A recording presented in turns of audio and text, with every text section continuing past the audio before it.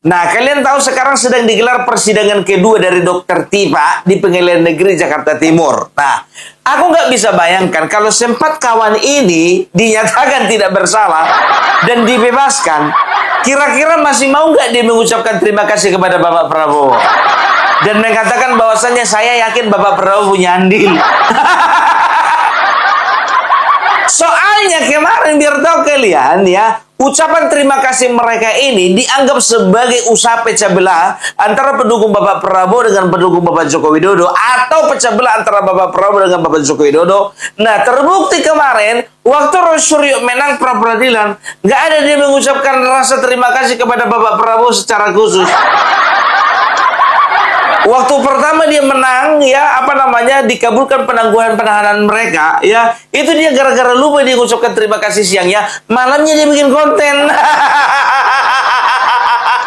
Tapi kalau si Tiba langsung dia mengatakan ada andil Bapak Prabowo. Jadi ada 3 kemungkinan menurut Opung Parbela. Yang pertama, mereka mengucapkan terima kasih, ya mereka itu seolah-olah ingin menunjukkan kepada masyarakat, kepada orang-orang, kepada kelompok pendukung Bapak Joko Widodo, ya bahwasanya mereka ada yang backup, kan begitu. Padahal mungkin saja tidak ada backupan, ya kan begitu. Sekedar mengucapkan terima kasih. Tapi ini kan terbaca, oh ternyata ada intervensi, kan begitu. Yang kedua ini, ya dia ini mungkin cuma cari perhatian aja. Ya, yang kedua, kemungkinan kedua, dia cari perhatian, ya perhatian daripada Bapak Prabowo, perhatian daripada pemerintah, ya terlebih lagi sekarang respon dia udah nyebut-nyebut nama Dasko, kan begitu ya. Mungkin juga dari lingkaran Bapak Prabowo, supaya apa? Supaya mereka itu mendapatkan atensi. Itu kemungkinan kedua. Nah, kemungkinan ketiga, ya memang mereka sengaja memperkeruh suasana. Jadi mereka ingin menciptakan suasana atau situasi di mana mereka ingin menunjukkan bahwa mereka mendukungkan Bapak Prabowo, ya mendapat dukungan dari Bapak Prabowo. Mereka ingin menunjukkan kepada pendukung Joko Widodo, nih Bapak Prabowo ada campur tangan. Dari mana kita tahu? Dari kalimatnya si Tiba. Nah, ini yang harus kita waspadai. Kemungkinan ketiga ini ada upaya pecah belah antara Bapak Prabowo dengan Bapak Joko Widodo. Kita harus bijaksana, ya. Kita harus bijaksana. Apalagi terhadap ahli spirituality ini. Tapi terbukti kemarin Roy Suryo ya nggak ngucapin terima kasih lagi secara khusus, nggak bikin konten khusus lagi dia terima kasih kepada Bapak Prabowo, nggak ada lagi. Kita harus ingat akan ada upaya-upaya politik yang dibungkus dengan peristiwa hukum, ya yang ingin membuat kerusakan, ya hubungan antara Bapak Prabowo dengan Bapak Joko Widodo lewat ijazah ini juga. Sangat kental, biar tahu kalian, sangat kental ini aroma politiknya. Apalagi Rismon, biar tahu kalian, kemarin dia membuka katanya, ya Refli Harun pernah menyatakan bahwasanya Refli Harun sudah kontak-kontakan sama Dasko, sehingga waktu penetapan tersangka kemarin, ya penetapan tersangka kemarin mereka nggak ditahan. Nah ini Rismon, hati-hati kok Rismon. Ya, Rismon ngomong seperti ini, ya aku bilang sama kalian, terserah, aku banyak yang japri sama Opung Parbela. Opung Parbela, kenapa kau begitu bencinya sama si Rismon? Kenapa sih nggak percaya sama si Rismon? Ku bilang sama kalian, mau Egy Sujana, mau Damai Hari Lubis, mau Rismon, aku masih belum bisa percaya sama mereka. Begitu juga dengan ucapannya ini. Kan dia kan bilang cuma katanya, ya nggak pernah dia bilang menurut A1 saya punya rekamannya, nggak ada, ya pokoknya ya apapun yang diucapkan si Rismon, mau tentang Bapak Joko Widodo, mau tentang Mas Gibran, mau tentang pemerintahan waktu dulu sebelum dia masuk ke Solo. Nah setelah dia ke Solo, dia jelek-jelekan misalnya si Roy Suryo, dia jelek-jelekan ada kaitan dengan ini, itu semuanya perlu kita saring. Satu-satunya yang ku percaya dari si Rismon ini cuman perselingkuhan dari 8 pasangan yang ada di kelompok mereka. Cuman persoalan selangkangan ini yang gue percaya. Aduh, tapi nggak tahu lah ya. Ini gue kembalikan sama kalian. Mau kalian percaya atau enggak, terserah ya. Inilah begini lagi heboh ini, nama Dasko diseret-seret. Ikutnya ya mungkin chemistry di dalam RRT ini semakin dikuatkan karena klaim dari Refli Harun pada saat kami diperiksa setelah menjadi tersangka. Klaim dari Refli Harun, ya, ia mengaku bahwa ialah yang menghubungi Dasko. Wow. Ya, pengakuan dari Refli Harun ini, dialah yang menghubungi Dasko, ya, Sufmi Dasko, ya sehingga kami tidak ditahan. Itu pengakuan Refli Harun, gitu loh. Apakah benar? Ya Dasko ini yang harus memberikan keterangan apakah benar ya Refli Harun menghubungi Sufmi Dasko ini ya pada saat di Polda Metro Jaya. Dia mengatakan ya, Refli Harun mengatakan saya sudah menghubungi Sufmi Dasko ya, Dasko ini gitu ya, terus sehingga kami tidak ditahan. Nah itu kan pengakuannya Refli Harun, saya nggak tahu ya, klarifikasi itu yang harusnya diklarifikasi oleh Dasko karena namanya dibawa-bawa, sehingga kami karena dihubungi Dasko itu kami tidak jadi ditahan. Apakah itu benar? Seharusnya kan malam itu kami ditahan itu loh, tetapi dari pengakuan Refli dia menghubungi Dasko sehingga kami tidak ditahan. Nah berikutnya ya karena itulah Roy semakin dekat ke RRT ini, semakin dekat ke Refli Harun ya, biar kalian tahu karena pengakuan itu. Nggak tahu saya benar atau tidaknya itu. Ini nggak tahu kita benar atau tidaknya itu. Si Rismon aja dia nggak tahu itu benar atau tidak. Aduh, ya tapi aku serahkan aja lah sama kalian. Ya, nah gini ya. Sekarang setiap pernyataan ya betul-betul kita harus bisa saring ya. Makanya dia aja nggak bisa jamin bahwasanya perkataan dia itu benar atau tidak. Klaim daripada si Refli Harun itu benar atau tidak, kan begitu ya. Nah kalau memang dikatakan ya, waktu jaksa menyatakan bahwasanya penangkapan dan juga penggeledahan mereka ya dinyatakan tidak sah ya. Apakah penahanan dan penangkapan ketika waktu mereka ditetapkan jadi tersangka ya itu di satu sisi bisa sah atau bisa tidak, kan begitu. Nah tergantung siapa, tergantung orang kuat di belakangnya. Kita nggak bisa pungkiri lah, hukum di negara ini ya itu masih ditentukan siapa orang kuat di belakang. Kan begitu ya. Ini pengakuan Rismon loh. Ini pengakuannya Rismon. Dan sampai sekarang ya belum ada beredar video Refli Harun yang mengatakan bahwasanya secara spesifik dia menghubungi Dasko, gara-gara dia menghubungi Dasko lah makanya RRT tidak ditahan. Oh pantasan kalian lebih pakai si Refli Harun daripada ke Ahmad Kosinudin. Soalnya Ahmad Kosinudin dia nggak punya kenalan pejabat kali ya.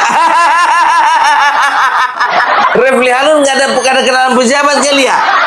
Aduh ya. Tapi bukannya bilang apa ya, kita harus sadari ya bahwasanya aku udah bilang sama kalian ya, tidak semua ini secara politik ya, tidak semua para pendukung Bapak Prabowo ya itu senang dengan Bapak Joko Widodo. Nggak semua, kan begitu. Ada yang memang senang dengan Bapak Joko Widodo. Oleh karena apa? Oleh karena berpasangannya Bapak Prabowo dengan Bapak Mas Gibran ya, inilah yang mensukseskan ketua umum mereka itu menjadi presiden, kan begitu. Nah, ada yang tidak senang dengan Bapak Joko Widodo karena apa? Ya, karena pengaruh Bapak Joko Widodo terhadap persepsi masyarakat saat ini. Masyarakat itu seolah-olah masih menganggap Bapak Presiden Joko Widodo itu masih punya kuasa gitu. Padahal memang tidak sih sebetulnya. Kita bisa lihat bagaimana kecintaan masyarakat dengan datangnya masyarakat berbondong-bondong ke rumah beliau di Solo, dan juga ketika Bapak Joko Widodo datang mendatangi tempat-tempat ya, baik itu Lampung, nanti di Cirebon, nanti di Jawa Tengah, nanti di NTT, nanti di Manado, dimanapun itu ya, kita bisa lihat bagaimana animo masyarakat, kan begitu. Nah, pendukung Bapak Prabowo ini mungkin dia tidak suka ya, tidak suka Bapak Prabowo yang jadi presidennya, tapi yang dielu-elukan masyarakat kenapa masih cuma Jokowi gitu loh, kan begitu ya kan. Nah, atau ya ada juga kelompok ya yang kemarin ketika 2 kali periode ya 2014 2019 mereka adalah orang-orang setia di dalam Partai Gerindra atau lingkaran dari Bapak Prabowo itu sendiri ya, mereka itu bisa dikatakan karena dendam dalam tanda kutip ya, dendam politik mereka kepada Bapak Joko Widodo, sehingga ketika Bapak Prabowo ya naik ya, Bapak Prabowo bisa berhasil jadi presiden walaupun ada andil daripada anak Bapak Joko Widodo, itu tidak menutup daripada kekesalan dan juga tidak menutup daripada kemarahan mereka, betapa kecewanya mereka ketika 2014-2019 ya, mereka itu ya tidak mendapatkan kesempatan ya menjadi orang-orang terbaik di Republik ini. Oleh karena apa? Karena mereka kalah, kan begitu. Nah, oleh karena perasaan seperti itulah makanya mereka ya nggak mau nih ya ada pengaruh Bapak Joko Widodo. Enggak, pokoknya kita menang tetap karena Bapak Prabowo presiden.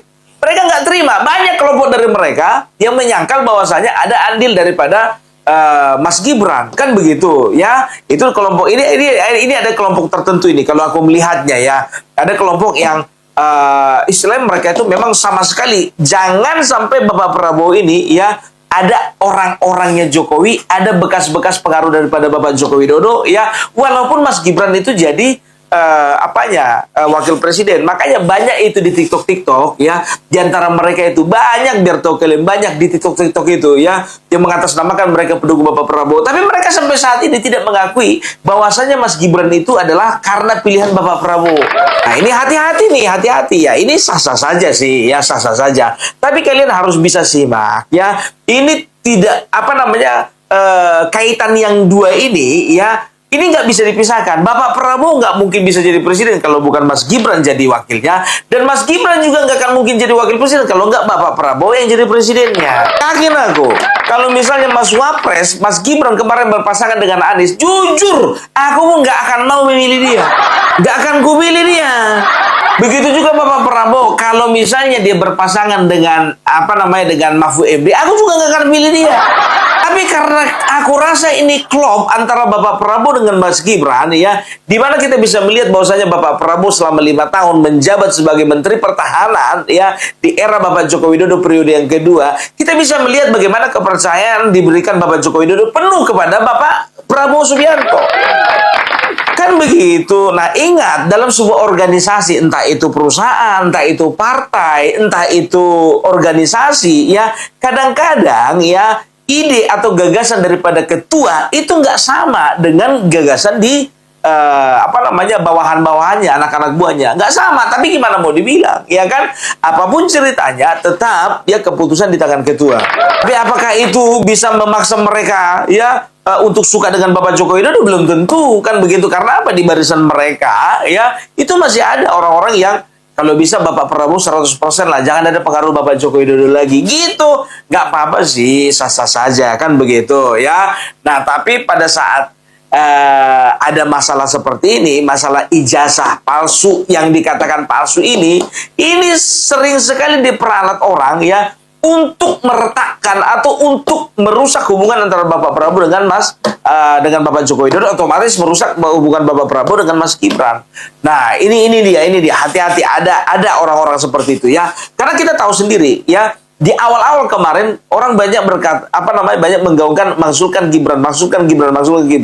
Tapi sekarang ini biar tahu kalian sudah banyak yang bersuara untuk memasukkan Bapak Prabowo langsung, ya kan begitu. Nah, sampai ada satu biar tahu kalian guru besar UGM itu mengatakan bahwasanya presiden kita ini harus dipincangkan. Katanya biar tahu kalian. Siapa nama guru besarnya? Kalian cek aja sendiri, namanya Uceng. Nama aslinya siapa? Cari sendiri aja lah. Bahkan pemakzulan presiden ini sudah dibahas jauh-jauh hari kemarin pas lagi Idul Adha, kalau nggak salah Idul Adha atau Idul Fitri, kurang tahu aku ya, nggak terlalu ingat ya. Tapi kemarin ada Islah Barawi, ada Sukidi ya, setelah itu ada Ferry Amsari kalau nggak salah, Saiful Muzani begitu juga ya. Mereka sudah membicarakan ini, dan lucunya biar tahu kalian ya, kemarin itu Ferry Amsari kan udah kubilang di konten sebelumnya, dia udah bikin biar tahu kalian kabinet bayangan. Jadi sekarang Prabowo Gibran ini ya kita harus jeli. Ya memang betul ya, kita sebagai pendukung Bapak Joko Widodo nggak munafik kita ya. Kalau misalnya kita berpandangan seperti ini, kalau nanti misalnya Bapak Prabowo tidak mau yang menggandeng Mas Gibran, maka Mas Gibran harus maju menjadi calon presiden.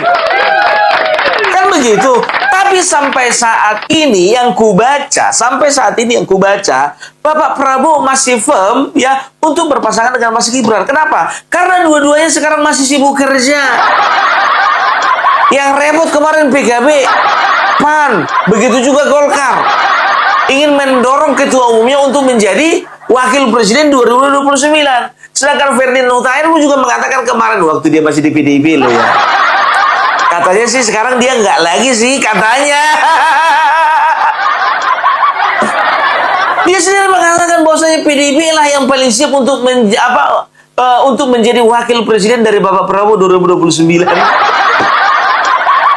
Bilang aja, PDIP siap, yang paling siap ya. Kalau yang diajukan itu nama saya, gitu aja. Aduh, begitu juga biar tahu kalian kemarin ya, salah satu politisi dari partai ya PDIP sendiri ya.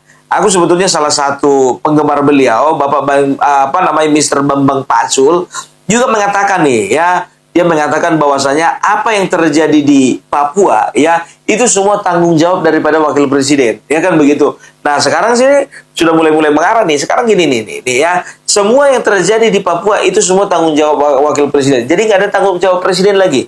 Kalau bicara tentang keamanan sudah pasti tanggung jawab Panglima TNI dan juga tanggung jawab Kapolri, kan begitu. Kenapa? Yang sekarang begini ya, kenapa masalah kekacauan itu ditimpakannya kepada Mas Gibran? Tapi kenapa kalau misalnya Mas Gibran ya secara undang-undang otonomi khusus Papua ya yang bertanggung jawab untuk kemajuan dan berkembangnya Papua itu adalah wakil presiden ya. Kenapa setiap kali beliau itu ingin menjajaki daerah-daerah di Papua, kenapa dikomentari? Papua kan wilayah otonomi khusus, pasti diperlakukan secara khusus. Nah kekhususannya itu sesungguhnya dalam undang-undang sudah ada, itu menjadi tanggung jawab Wapres karena kekhususannya, kan gitu loh. Jadi kalau hal-hal kayak begitu sebaiknya itu ditanyakan pada Wapres. Undang-undangnya begitu kok bunyinya, otonominya khusus lah. Ya. Jadi apa-apa yang terjadi di sana ya jangan langsung dikomentari. Gitu loh. Kalau nanti dikomentari malah bikin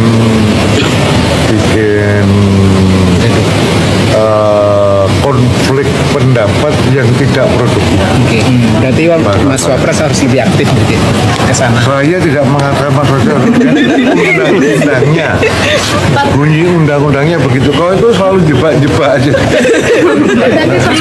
Pak, ya, Wapres itu bertanggung jawab untuk percepatan pembangunan di Papua, kan begitu. Tapi ini kan berbicara konteksnya Papua memanas, kan begitu. Yang kemarin itu yang ada pilot ditembak oleh KKB, ya, dan juga ada beberapa korban ya dari tindak kekerasan di sana, ya. Itu gak serta-merta loh Pak. Ya, semuanya itu disalahkan kepada wakil presiden. Gak bisa.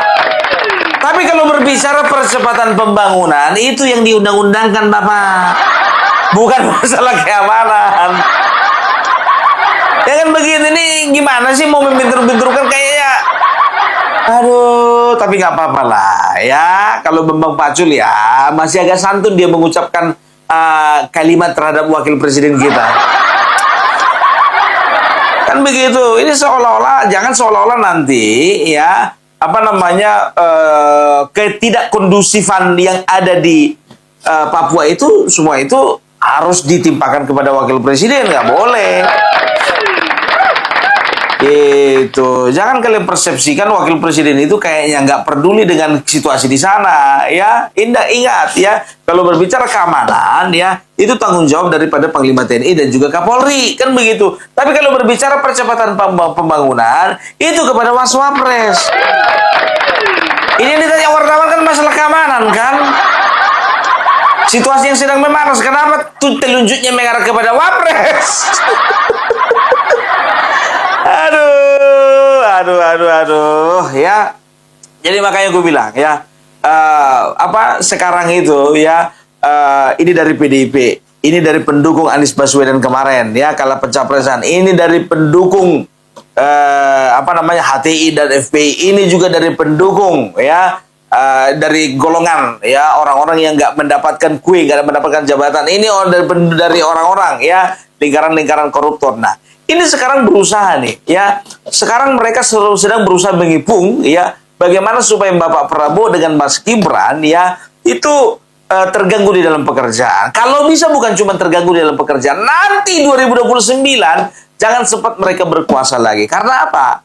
Ketika mereka berkuasa, maka yang sebelah sini PDIP nggak bisa berkuasa lagi, FPI HTI nggak bisa bangkit lagi, koruptor nggak bisa merajalela lagi ya. Setelah itu para para pendukung Anies Baswedan yang kemarin itu nggak bisa menikmati kekuasaan, kan begitu. Nah, ini makanya sekarang diusahakan, ya, diusahakan bagaimana supaya mereka terganggu, pekerjaan mereka terganggu, konsentrasi mereka terganggu, ya. Fokus mereka terganggu. Nah, kalau bisa bukan cuma fokusnya terganggu, kalau bisa hubungan mereka juga terganggu.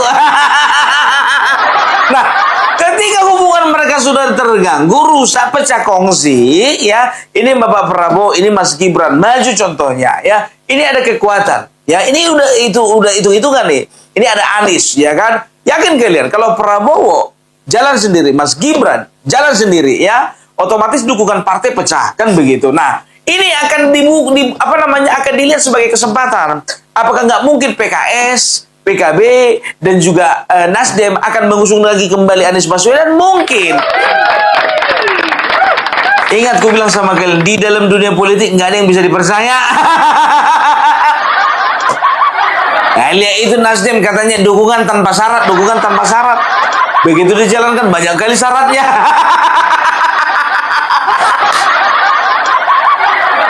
Jadi caranya bagaimana? Jangan cuma ganggu mereka, ganggu juga hubungan mereka.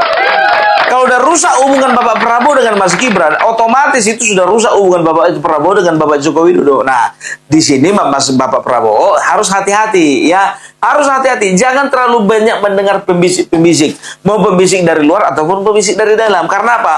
Pembisik dari dalam pun juga sebetulnya banyak yang nggak bisa dipercaya bisikan-bisikannya. Karena apa? Karena satu, ya, kelompok satu ada yang suka juga sama Bapak Prabowo, suka sama Joko Widodo, kan gitu. Tapi ada juga yang tidak suka sama Bapak Joko Widodo. Ada yang betul-betul kalau bisa jangan sampai sama sekali ada pengaruh Bapak Joko Widodo, gitu. Tapi sejauh ini dari gelagat politiknya, Bapak Prabowo sampai saat ini sih kayaknya masih firm, ya, masih firm, lagi pengen kerja gitu sama Mas Gibran. Lagi nggak mau diganggu dia, ya, nggak mau diganggu dengan calon-calon wakil presiden 2029 lainnya.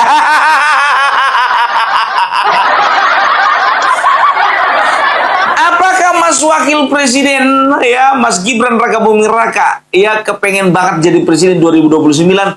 Kayaknya enggak sih, ya. Ini juga terbaca nih, ada salah satu, katanya orang pintar sih, orang pintar, ya. Tapi ini kita ini intermezzo aja, ya, ini intermezzo aja, ya, selingan aja, ya, ya. Mau dipercaya mau tidak nggak apa-apa, terserah. Ini selingan aja.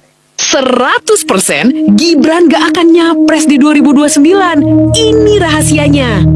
Kalau misalnya kita bilang juga berarti ini menurut Mas Denny hampir berapa persen Gibran tidak akan mencalonkan lagi di 2020? 100% itu yang saya katakan. Dan saya mengetahui itu karena Pak Prabowo Pak Jokowi aja. Ini kalau Pak Jokowi itu adalah seorang pesulap, dengan dia kemarin tiba-tiba melakukan sebuah manuver akrobat yang luar biasa, berpindah dari PDIP ke PSI. Masa iya sekarang triknya trik-trik yang, ya, kacangan dengan keliling Indonesia, cuman nginjak kerbau, terus ketahuan promosiin anaknya? Enggak, Pak Jokowi bukan kelas itu. Beliau adalah seorang pesulap handal. Dan dari kartu The Ace of Coin akan ada sebuah permainan sulap yang baru yang akan dilakukan Pak Jokowi, yang mungkin kalian tidak tahu. Tapi kalau saya kasih tahu sekarang, kalian nanti malah akan kaget. Tapi kita akan tahu bahwa Pak Jokowi ini adalah the master of narration, the master of symbol, dan yet he is the master of politik also. Jadi kalau menurut saya, and the master of politik also. Jadi kalau menurut saya sih, kita tunggu saja bagaimana. Karena apapun yang terjadi nanti pasti akan ada kejutan di setiap tahunnya. Tenang saja,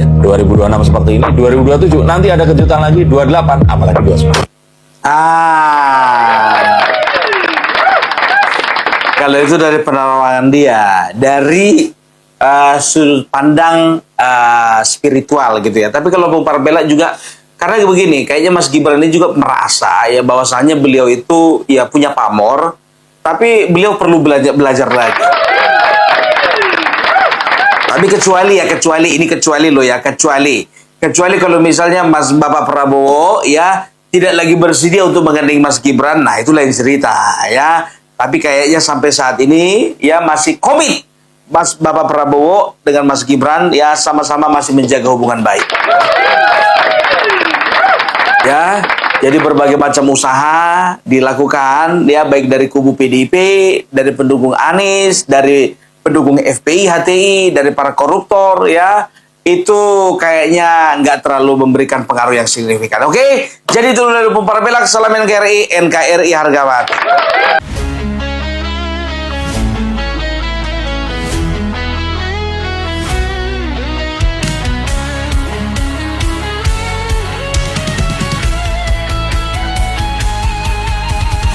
Dari utara sampai ke timur, suara jujur kini bergema. Bukan cuma cari viewers, tapi kebenaran yang utama. Melawan hoax dengan fakta, cerdaskan bangsa kan menjadi nyata. Satu nusa, satu bangsa, bersatu lawan penjajah logika. Kami adalah YouTuber Nusantara, bersatu untuk lawan hoax bersama. Tak gentar terus berkabar untuk bangsa demi masa depan Indonesia.